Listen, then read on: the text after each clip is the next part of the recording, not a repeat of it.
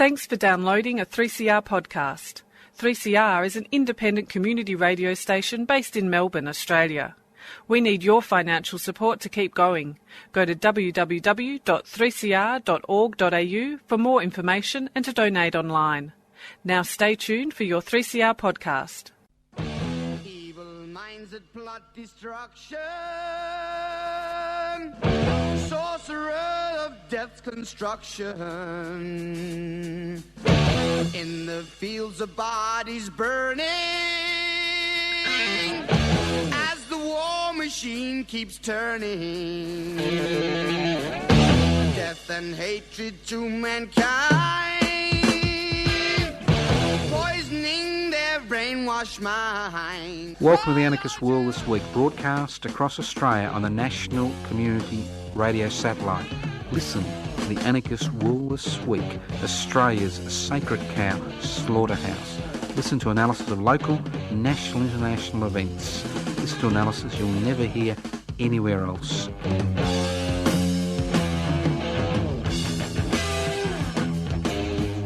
Welcome to the Anarchist World This Week, broadcast across Australia, courtesy of the Community Radio Network, east and west, north and south, up and down and around, streaming live on 3cr.org.au. The program is podcast, so if something terrible happens, like you wet your pants or have got diarrhoea, don't despair. The program is podcast. Just go to 3cr.org.au.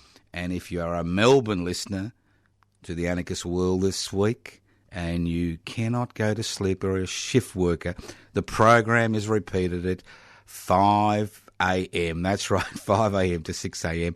on Friday on 3CR 855 on your AM dial. My name's Joseph Toscano, and you're wondering what anarchy is all about? Anarchos without rulers.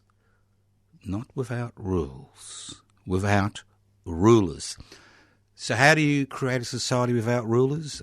You devolve power, which means a fancy word for share power, and you hold wealth in common and use it for the common good. Really namby-pamby nice things, cooperation. Forget about all that violence crap you hear about. That's the prerogative of the state, which is a monopoly on the use of violence. Anarchists are basically peaceful people who want to live their life with their fellow human beings in a cooperative fashion where power and wealth is shared. So what gives leaders, or not leaders, but rulers, power and wealth? It's inequalities in power and wealth. And in a period of increasing inequalities, as far as power is concerned and wealth is concerned, nothing has been more important than the struggle to share power and share wealth. So if you're involved in that struggle, whether you call yourself an anarchist or not, you are one. You have the mark of Cain tattooed on your shoulder. Okay, more important issues. Now, those of you who have known him for a number of years know that I've the convener for the West Papuan Independence Movement Rent Collective.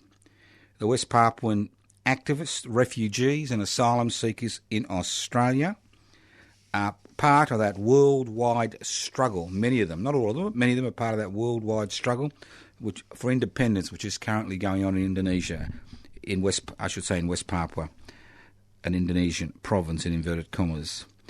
Now, those of you who keep up with what's going on in West Papua, unlike the Australian government and the Australian opposition, will have seen the riots which have consumed West Papua in the last month, and we saw a reactivation of those riots in the last 48 hours all over West Papua, especially in two places, Wamena and the capital Jayapura.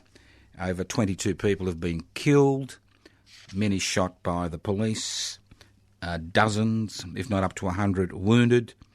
And just remember, West Papua is only 76 kilometres from Australia. While we wring our hands about what's going on in Hong Kong, it seems nobody in authority or government is willing to raise the West Papuan issue, except, believe it or not, West Papua Indonesian students, but we'll talk about that in a minute. Now, the reason I'm imploring you, I normally don't implore, I don't beg or beseech, I'm not begging or beseeching, I'm asking nicely. The West Papuan office has now entered its 6th year at Docklands. Suite 211, 838 Collins Street in Docklands. This is its 6th year. It is a pivotal base for the international West Papuan independence movement. Now, you can't expect refugees and asylum seekers to cough up the money for a significant office in the centre of the city to promote West Papuan independence, an office which coordinates activities around the world, coordinates activities to have West Papua placed on the United Nations decolonisation list. Now, as we enter the 6th year, we have entered a crisis, not just in West Papua, but in terms of the West Papuan Rent Collective, and we need at least 15 to 20 new members by the end of the year. Remember, West Papua is 76 kilometres from the Australian coastline. If there is one part of the world we should be interested in, it's West Papua.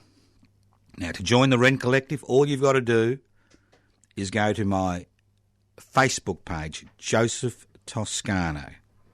Go to the Facebook page, have a look. It's very clear. You can join the Rent Collective anonymously if you're concerned. It is totally legal. It's $1 a day. You can put in $365 in one donation, or you can donate monthly. All you've got to do is walk into a Commonwealth Bank branch with the details which are listed on the Facebook page. As I said before, we have now reached a critical stage, not just in the West Papuan independence struggle, but in the struggle to keep the West Papuan office here in Melbourne, which is the only West Papuan independence office that I know that is running regularly around the world. So have a look at the Facebook page, Joseph Toscano, or Toscano for the public. The information's there. You don't have to ring me. If you're not on the internet, you don't want to go to Facebook, well, you can always give me a ring and I'll send you out the necessary information on how to join the Rent Collective. We don't keep any central records. We do meet every 4 months at the West Papuan office, where the West Papuan community updates the Rent Collective members and supporters about their ongoing activities and the role the office plays in that activities. So if you're not on Facebook, you can't access Facebook to look at the information after the program's finished, you can always leave a message on 0439 395 489 and I will send you out the necessary details in the mail. The important thing to remember is $1 a day is not a significant contribution. It's basically 2 cups of coffee a week. That's right. You go out and have a cappuccino down to your local milk cafe, 2 cups of coffee a week. That's right. 2 cups of coffee a week. A very cheap pizza a week. And interestingly, it's not the rich and powerful who join the West Papuan Rent Collective. It's people on pensions, people with disabilities, people on low incomes, people who are unemployed. Obviously, there are people who are working who also join, but we've never been rushed by the rich and powerful or any government minister or opposition shadow minister, because West Papua, as far as they're concerned, doesn't exist. Now, we need to understand things are changing in Indonesia. They're changing in 2 ways. One, Muslim fundamentalists are gaining increasing foothold in the political power structure. But more importantly, we are now seeing Indonesian students across the country fighting back. In the last 24 hours, tens of thousands of Indonesian students have been on the streets protesting about the introduction of certain aspects of Sharia law, the introduction of legislation which will remove the current successful anti-corruption commission, and the introduction of laws which basically criminalise normal human activity like having sex outside marriage. So we are seeing Indonesian young people fighting back. We are seeing Indonesian students supporting the West Papuan independence movement. So don't believe everything you hear. West Papua is fighting back. Indonesian young people are fighting back against, after 33 years of dictatorship, a brutal dictatorship, which was supported by the Australian and United States government. The West Papuan students are now fighting back. They do not want to go back to another dictatorship. They don't want the freedoms which they now enjoy to be ripped away by a parliament which is in the last few days, and they've come out in their tens of thousands to ensure the liberties they enjoy, they continue to enjoy. And we can assist that movement by assisting the West Papuan independence struggle. Listen to the Anarchist World this week, broadcast across Australia via the Community Radio Network. Now, I'm going to be jumping around during this program. There's a lot of interesting things happening out there, and maybe even in the studio, like maybe one of the posters on the walls will fall down during the next 50 minutes. Who knows? That's about the only interesting thing that happens in the studio. But there are a lot of interesting things, and I'll give you a few examples. Now, everybody is excited about the AFL Grand Final this week, Saturday, and the Rugby League Grand Final next Saturday or Sunday. I've forgotten what it is. But we're told it's the people's game. Let's talk about AFL, which I'm familiar with, living in Victoria. Now, the AFL Grand Final will be held this Saturday. That's right, this Saturday. There are 100,000 tickets. Now, this is a people's game, 100,000 tickets. Richmond Football Club is 105,000 members, okay? Of those 100,000 tickets, 34,000, 17,000 each are given to each club, which doesn't even satisfy, 15 to 20% of the Richmond membership, okay? Of the 66,000 tickets that are left, and that's 66%, roughly, they are reserved for MCG members, Melbourne Cricket Club members, AFL members, Australian Football League members, and corporations. So here you have supporters all year following the game, putting their hands in their pocket, joining clubs, and then when the big day comes, the grand final, when the two best teams, square off, most of the supporters are basically banned from the finals because finals tickets are reserved for those who have got lots and lots of cash. End of story. Listen to the Anarchist World this week, broadcast across Australia via the Community Radio Network. Now, in order to take advantage of the tens of thousands of people who will be in the city of Melbourne on Friday, this Friday, the 26th, or was that the 27th? The 26th, this Friday, tens of thousands. Public Housing Everybody's Business will be holding a 24-hour public housing vigil on the steps of the Victorian Parliament House, which is the corner of Spring and Burke Street in Melbourne. So if you're an interstate visitor, you listen to this program in Sydney and you're a Greater Western Sydney supporter and you're turning up for the football game and down there watch the parade on the Friday, well, come along and join us on the vigil on the steps of the Victorian Parliament House. About 100 metres away at the Treasury building, the footballers will be doing their thing as they parade through the city, and 100 metres down the road, down Spring Street, at the corner of Burke and Spring, we'll be on the steps of the Victorian Parliament House. But we will be there. That's right. We will be there at 11:45 11:30 p.m. on Thursday, the 26th of September. You heard correctly, 11:30 p.m. It's a 24-hour vigil to 11:30 p.m. on Friday, the 27th of September. 24-hour vigil for public house. And why? I'll give you a few interesting figures, which I haven't plucked out of thin air, because I'm not a magician, although some statisticians are. I'll get that word right one day. But the Productivity Commission, which, most people respect its findings, has done a little bit of research regarding the increasing number of Australians who are forced to rent. Now, currently, there are 2.1 million rental households which accommodate 6.3 million Australians. That's about 27% of the population. Yeah, that's the first figure. That figure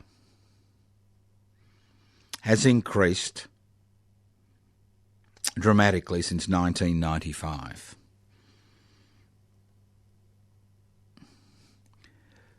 Currently, of those 6.3 million people in the rental market, 26% of the population, an increasing number in the rental market because of the ridiculously escalating housing prices, which have increased sevenfold since 1995. That's in the last quarter of a century. Housing prices have increased on average by 700%, while wages growth has almost been stagnant in the last decade, as trade unions have been legislated out of existence. Currently,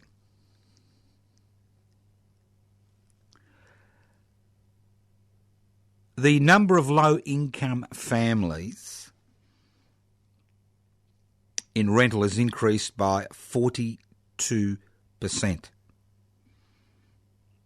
And the private rental market has increased by 134%. Extraordinary growth in the rental market because of our taxation-friendly laws which allow investors to claim losses on rental properties as a tax deduction, courtesy of the Australian public at the last federal election, where they had the choice of keeping those laws in place or having them modified to a significant degree, where we chose as a people to keep those laws in place. So, 7% of people on low incomes, and that usually include people on low incomes, are now paying, who are in the rental market, 75% of their income on rent.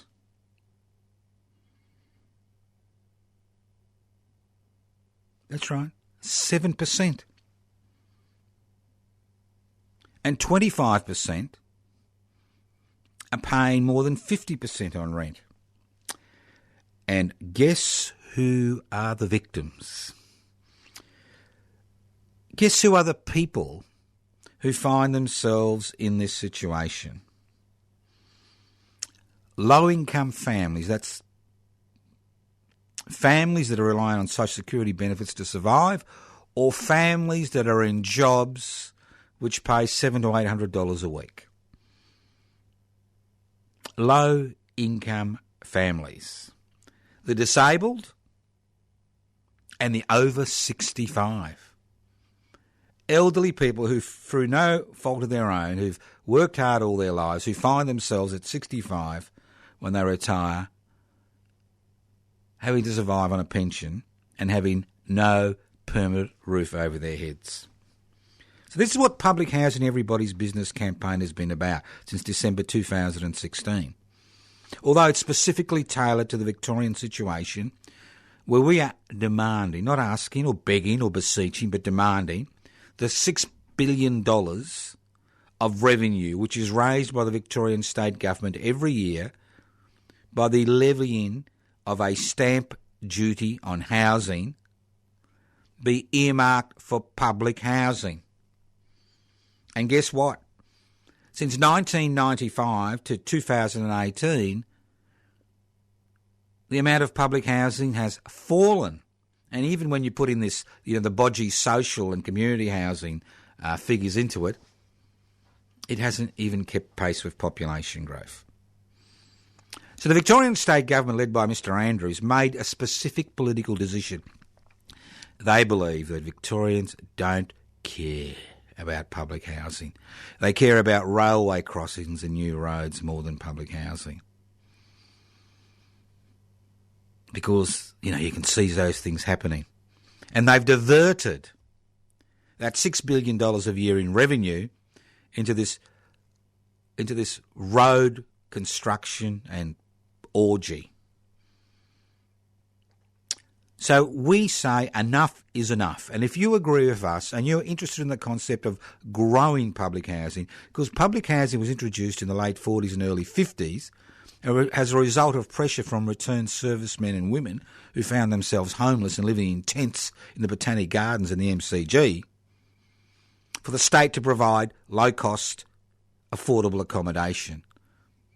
And that accommodation was not just for people in crisis, but that accommodation was for people who could not afford to buy a home, to give them security and stability. So if you want to join us, you're more than welcome. The more, the merrier. It is a great day to interact with the public. It is a great day to directly take our message to the public from the steps of the Victorian Parliament House. So join us, 11:30pm, Thursday, the 26th of September, to 11:30pm, Friday, the 27th of September.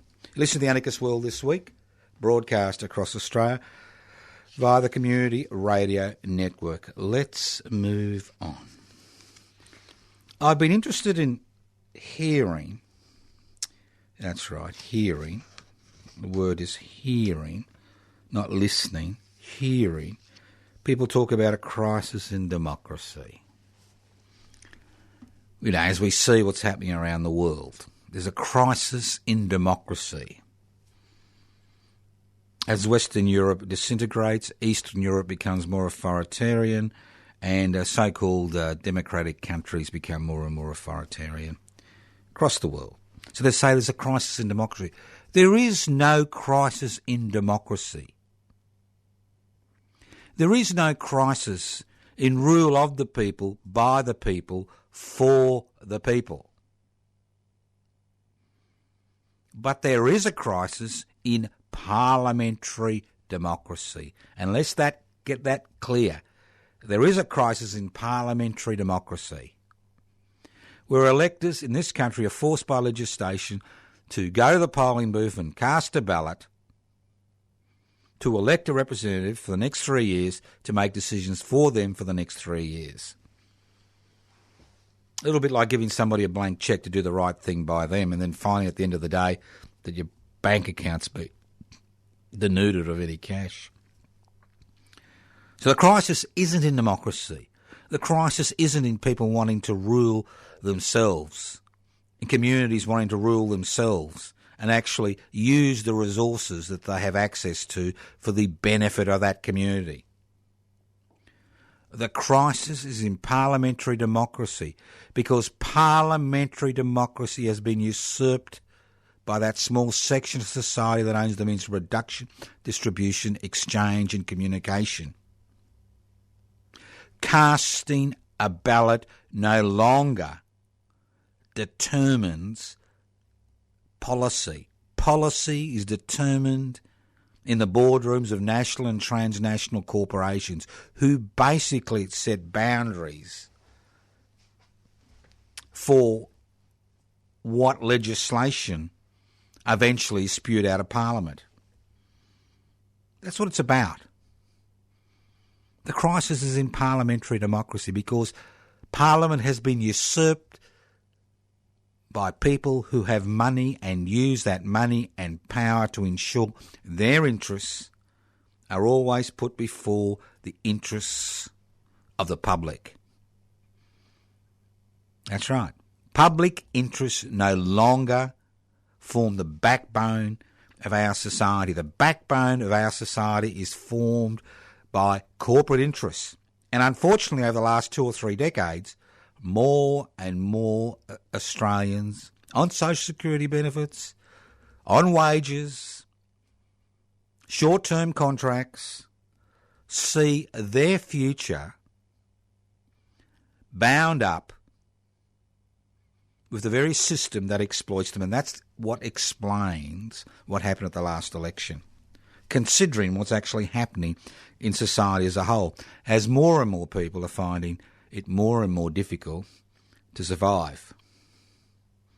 So there's no crisis of democracy. So in 2015, we formed public interest before corporate interest for one very good reason: to put the interests of the many before the interests of the few. It is both it's an organisation based on direct democracy, and just like to remind people who are members of public interest before corporate interest that the 8 policy initiatives which have been initiated by the members, voting closes on the 30th of September, and hopefully you'll have your ballots in by then.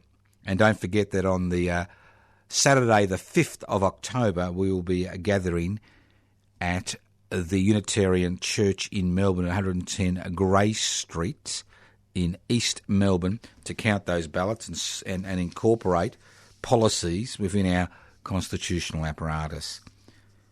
So it's not about a crisis in democracy. There's never been a crisis in democracy.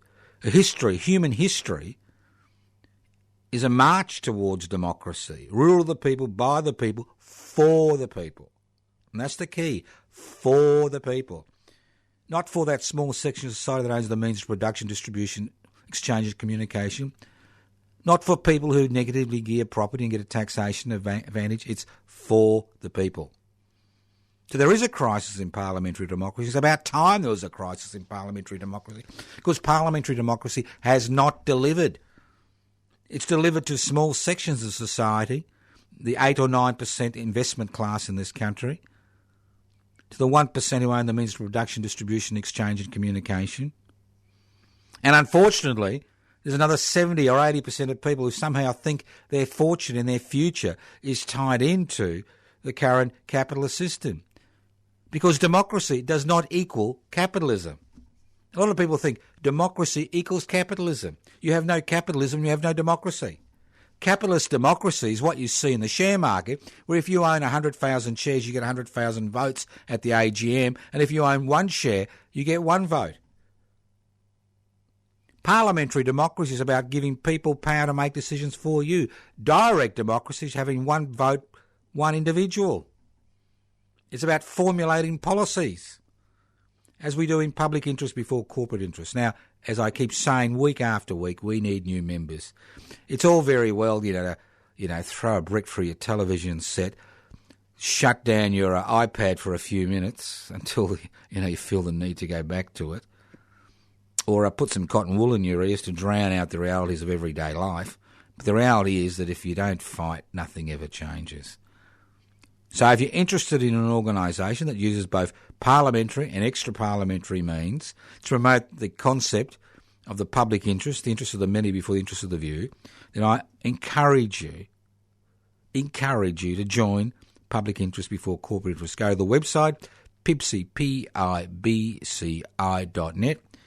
Have a look at the website, download the application form, have a look at the application form, sign up, and before you know it, we'll have enough members on the electoral roll to register as a federal political party so we can stand in by-elections and elections and raise issues which need to be raised, both in a parliamentary dimension and an extra-parliamentary dimension.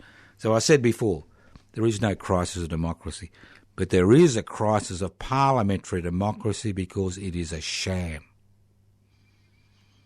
It is a sham. And across the world, democracy is about equalising power. It's about protecting the individual from the arbitrary exercise of state power. It's not about cementing the privileges of a minority for eternity. So the difference between delegation and representation is as clear as black and white. Delegation is when you give power to somebody to coordinate decisions with other people for your group and for that delegate to come back to have them ratified. Representation is when you give a signed blank cheque for somebody to make decisions on your behalf. And in the parliamentary system, it doesn't matter what the ruling party has promised, they will do, not what they've promised, but they will do, at the end of the day, what suits their puppet masters, that small section of society that owns the means of production, distribution, exchange and communication. Now, I'll give you a few examples of how things have become so skewered. I like that word. Reminds me of shazlik. Sorry, vegetarians. I'm talking about vegetable shazlik. So, a few examples. Now, when Medicare was introduced, it was actually called Medibank when it was introduced originally. When Medicare was introduced in 1974, it was supposed to remove the necessity of people putting their hands in their pocket to access health care. So the standard of health care you received was not dependent on the amount of pennies in your pocket, but was totally dependent on the state subsidising that service. Now, over the last few years, well, the last 5 or 6 years since the current government has been in power, various manifestations of the current government, healthcare costs in the last out-of-pocket healthcare costs for Australians soared to $3.9 billion. And that has occurred for one very good reason. Because of a legislative agenda carried out by the Liberal National Party that has basically attempted to strangle Medicare, as they are strangling the NDIS, the National Disability Insurance Scheme, of funds which have allocated to them. They are strangling Medicare to force more and more Australians to put their money in their hands in their pocket to access basic health care. And a figure which tells it all is very simple. The growth in health spending by the federal government is 4 times slower than the increase in the taxation revenue they have been able to collect. Think of it again. Healthcare, basic necessity. 99.2% of Australians will tell you it is a basic necessity. Healthcare. It's one of the essential things that everybody talks about at election time and between election times. And if you get sick or a member of your family gets sick, we are now finding that more and more Australians need to put their hands in their pockets to subsidise that health care. To the extent where if you look at the web, these sites where they raise money, the number of people trying to raise money to pay medical bills, extraordinary. But the key statistics, the key figure you need to keep in mind, that the growth in health spending by the federal government, although obviously state governments also put money into health, but that's a different issue, but the growth in health spending by the federal government is 4 times slower than the increase in taxation revenue. And that's how they've got their balanced budget. By transferring the responsibility of providing basic necessary health care from the state to the individual. Extraordinary, isn't it? And when you look at what's happening with the rental market and how that is manipulated because of our current taxation laws, you begin to understand the situation.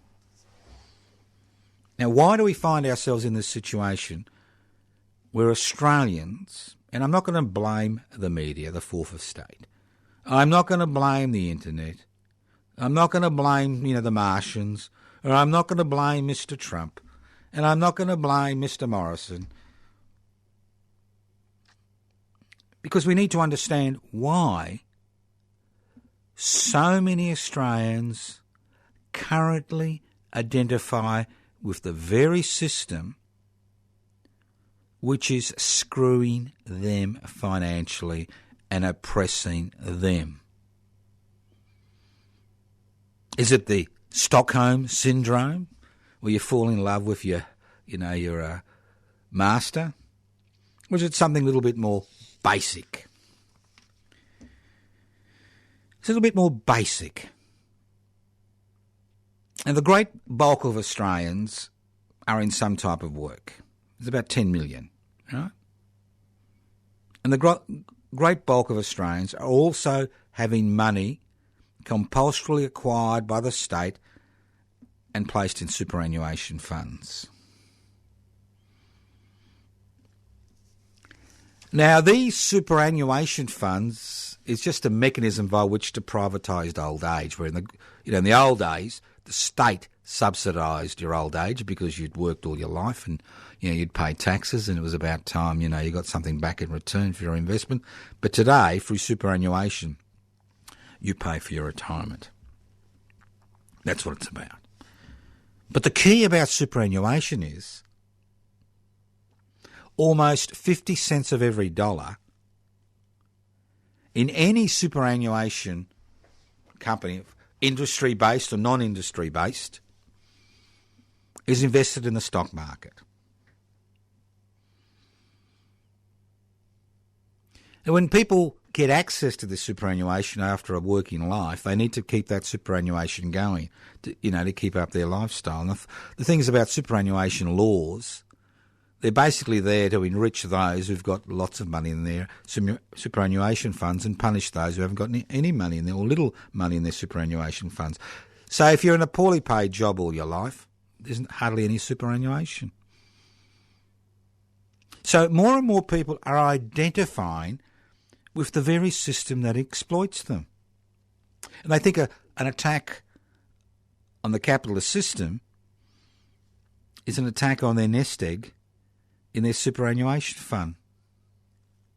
And the situation has got much worse over the last few years, because as interest rates fall,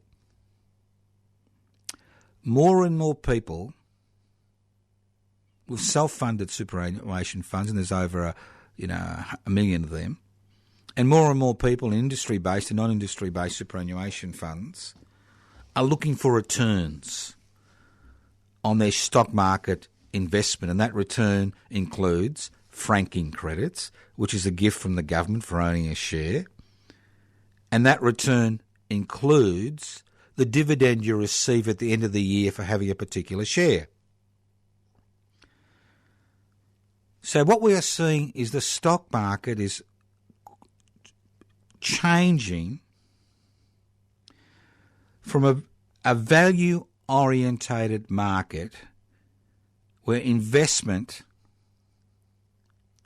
is determined by the amount of return you get and the value of the company you're investing in, to a news-driven stock market. When Mr. Trump sends out a tweet, it can go up or down. And I spoke about this before, how he's manipulating the market for his own private interests. So when the stock market is no longer value-orientated, and you have millions of people's future, Australians' future, tied into this market which goes up and down, and people are relying not on interest, which they receive because of the money they have in a financial institution, but on the dividend they receive for a share and the franking credits they receive from the share, you will find that people become frightened. When people say, oh, maybe we should take this away or that away, or should do this or should do that. And so we have seen a change in culture. There is no working culture, working class culture. It's about self-funded retirees who identify with the system. It's about contractors who are on short-term contracts, who do what they have to do to maximise their profits. It's no longer about value-driven stock market. It's all about news-driven. It's quite an extraordinary situation we find ourselves in 2019, where the whole concept of a publicly listed company has turned around to the situation where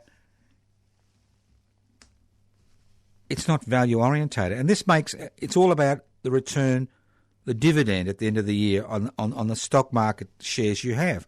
And that means that company boards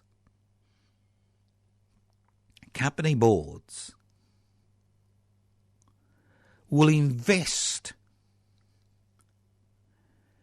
in things which will increase return. And what you do is you buy back, instead of using the profit you make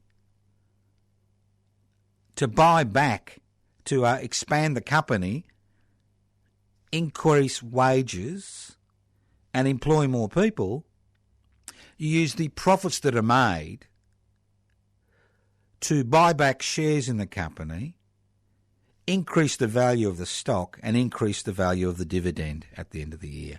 So the whole purpose of the stock market has been turned on its head. Well, it's interesting because it's about culture. It's about cultural change. I'll give you an example. Let's move on. Let's move on to climate change or climate emergency. Now, over the last 40 years, we've had a little drip. There have been an increasing number of people saying we have a climate issue. We have a climate issue. And what we saw a week ago was this drip turn into a trickle.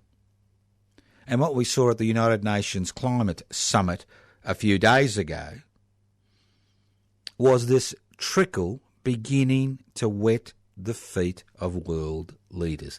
Well, some world leaders. Others, like Mr Morrison, are wearing high heels and the water hasn't got into their shoes yet. And what we'll see over the next 30 to 40 years, this trickle turn into a rivulet, and this rivulet turn into a river, and the river will turn into a torrent. And unfortunately, the time for change may have disappeared. Because although Mr Morrison and the Liberal National Party continue to tell us that there's no anxiety and that everything's all right and we're doing all the right things, not just for the economy but as far as the future is concerned, and that everybody's been a bit alarmist, I did find it funny. I really did find it funny that people were complaining that kids had taken time off school, 300,000 individuals, adults and children had taken time off work or school to join in the protest last Friday. I did find it funny that they were criticised, for not being in school, when in Victoria, I don't know about the rest of Australia, we have a holiday for a football match and we have a holiday for a horse race within a 6-week period. I found that quite endearing. You've got to find these little funny things in life because it can look a bit serious.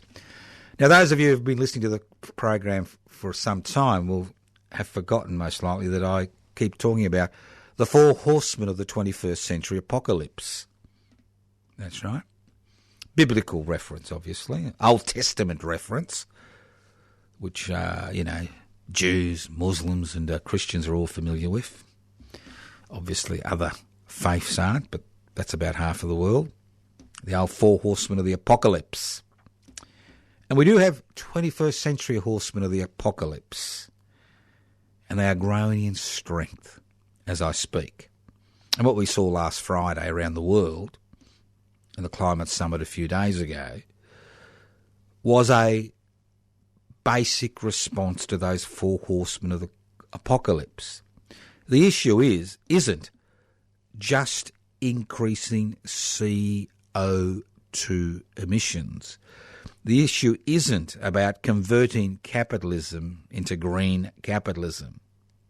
There are four issues which are creating a situation which we have never seen in the history of this planet.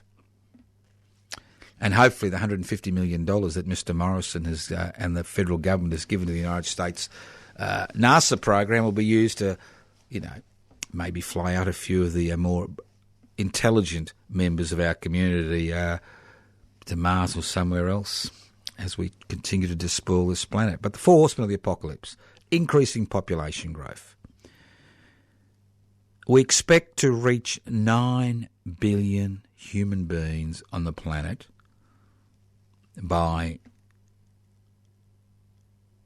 2050. That's only 31 years away, not long. Currently it's about 7.4 billion. We have finite resources on the planet. That's right, finite resources. They run out. Prices go up. Resources are finite, whether it's soil, whether it's the air, whether it's minerals, whether it's oil, whether it's gas, whether it's hydrogen. Resources are finite. We don't have a magic pudding or a fancy wand, although science thinks sometimes it may have. We have increasing CO2 emissions, which are leading to a climate emergency. Some people say we have entered that climate emergency.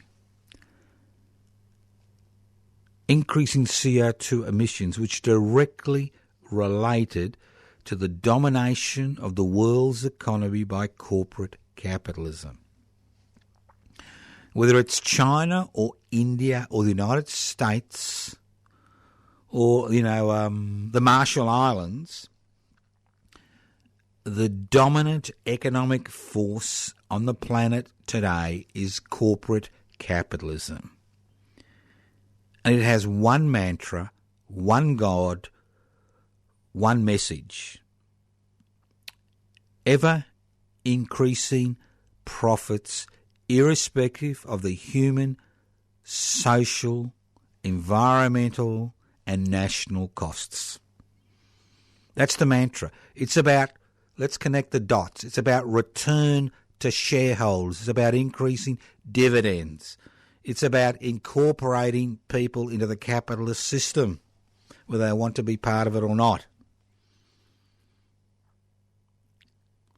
So as the four horsemen of the apocalypse increase in strength, what do you see?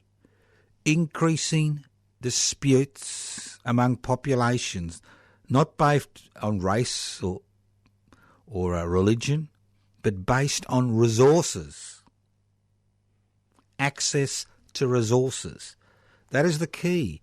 Access to the resources. As the population increases, the climate change effects increase, resources decrease, and corporate capitalism becomes stronger and dominates every aspect of society, as we see in China and in the United States and Australia and other parts of the world. We will see increasing pressure and increasing dislocation. It is no wonder that 1% is bracing itself for social problems. It is no wonder we are seeing the increased militarisation of police forces across Australia. It is no wonder that we are seeing the Australian military looking at the ways it can actually quell civil insurrection in this country. It is black and white. You don't need a 16-year-old woman to tell you what's going on in the world. You don't need... You know what's going on in the world. But the issue is most people think, well, there's nothing I can do about it. Now, I'm sure 300 years ago when the first Quakers initiated the campaign against slavery around the world in the British Empire and around the world, most people said, well, they haven't got a hope in Hades. And although slavery is still an issue for about 50 million people on the planet, it is not a major issue today. It's the same thing, as I said before. Drips turn into trickles, trickles turn into rivulets, rivulets turn into rivers, rivers turn into torrents, and governments are washed away, and the earth is cleansed. I sound like a biblical scholar here, and things start anew. And what we are seeing is young people saying, enough is enough. You've stolen our future. You've curdled our dreams. And it doesn't matter how many times Mr. Morrison and his ilk will say, don't worry, it'll be all right. We're creating jobs for you. That's right, we're creating low-paid, part-time jobs for you. We're putting your superannuation in the world stock market. It's all going to be good. It's all going to be all right. The reality is different because the plans are afoot. Look at the military response in Australia. What is the major issue they think they face over the next few years? What do you think that is? I don't know what that noise is. Hopefully it'll stop. I don't know who bought a phone to this studio, but they should be shot. That's almost a poet, isn't it? Now, so getting back to the issue, population growth, finite resources, corporate capitalism and CO2 emissions, all interlinked. So, what's the problem? What's the underlying problem? It's very simple. Corporate capitalism. Corporate capitalism. The domination of the planet, politics, the economy, by a growth at all cost mentality, profit at all cost mentality. When you see a 187-year-old company like Thomas Cook go bankrupt, you begin to understand the nature of capitalism. So, as I said before, it's up to you.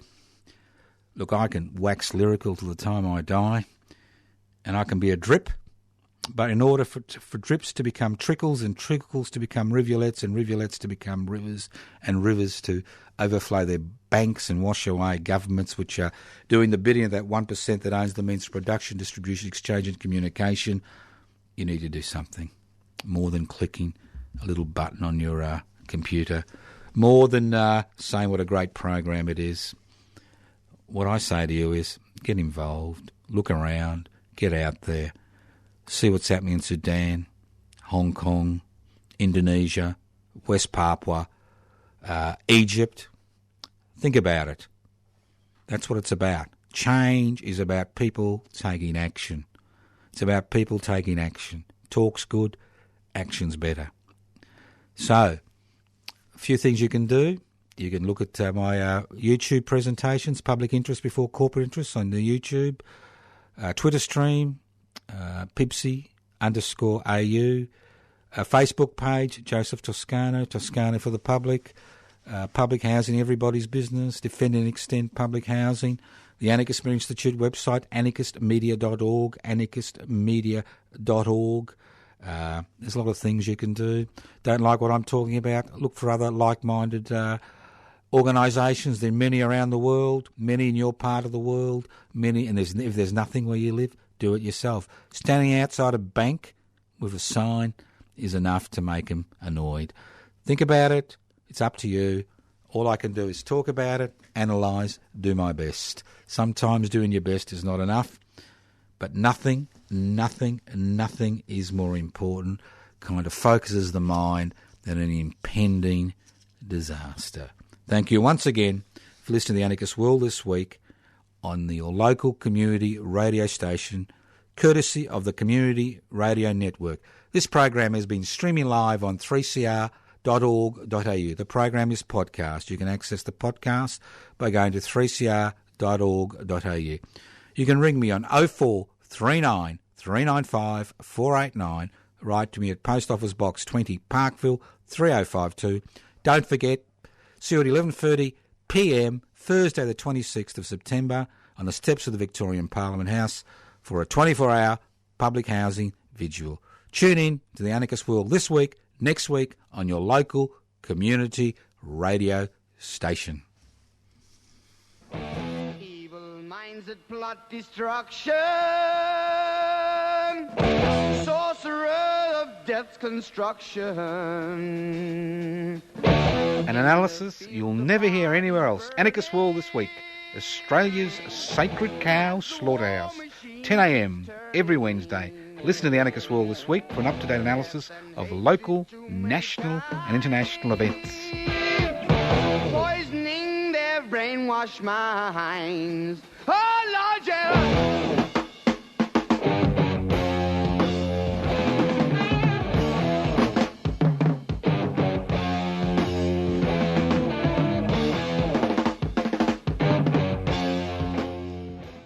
You've been listening to a 3CR podcast produced in the studios of independent community radio station 3CR in Melbourne, Australia. For more information, go to allthews.3cr.org.au.